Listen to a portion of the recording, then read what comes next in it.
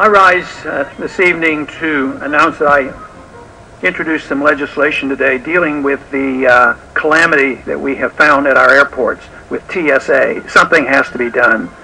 Everybody's fed up. The people are fed up. The pilots are fed up. I'm fed up. You know, I've come to this floor many times over the past many years and complained about the terrible foreign policy we've had, the terrible monetary policy we had, the excessive spending and the debt, and also the tax policy.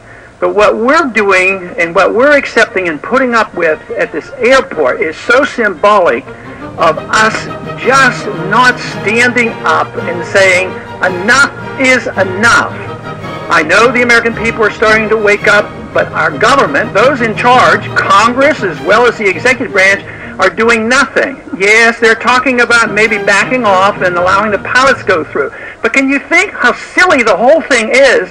The pilot has a gun in the cockpit, and he's managing this aircraft, which is a missile, and we make him go through this groping X-ray exercise, having people feel in their underwear. It's absurd, and it's time we wake up. The bill I've introduced will take care of this. But we have to realize that the real problem is that the American people have been too submissive. We have been too submissive. It's been going on for a long time, and this was to be expected even from the beginning of the TSA. And it's deeply flawed.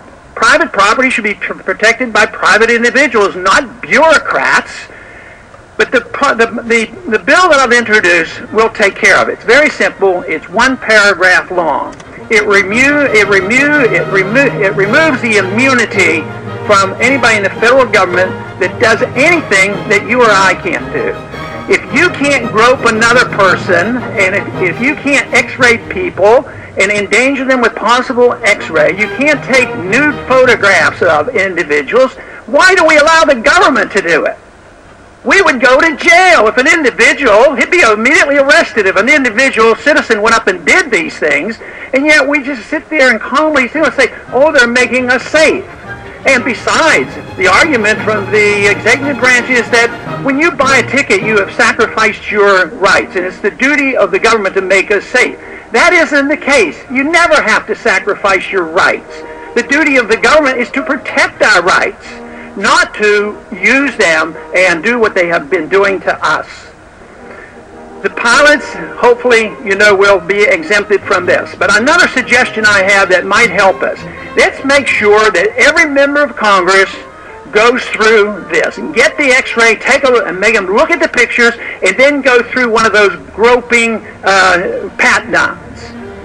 And then I think there'd be a difference. Have everybody in the executive branch, anybody a cabinet member, make them go through it and look at it. Maybe they would pay more attention.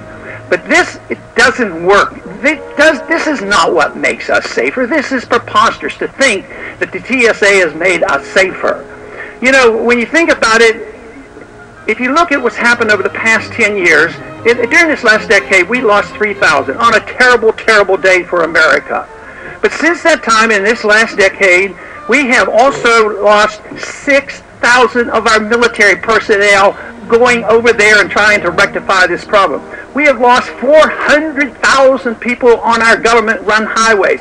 We have lost 150,000 individuals from homicides.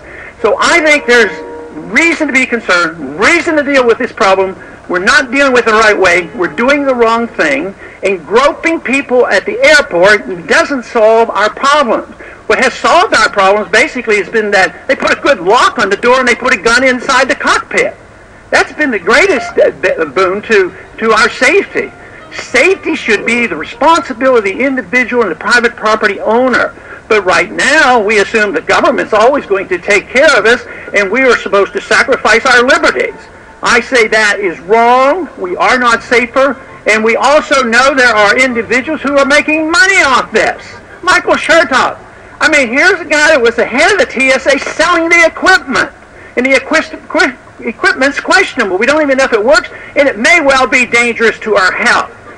The way I see this, if this doesn't change, I see what has happened to the American people is we have accepted the notion that we should be treated like cattle.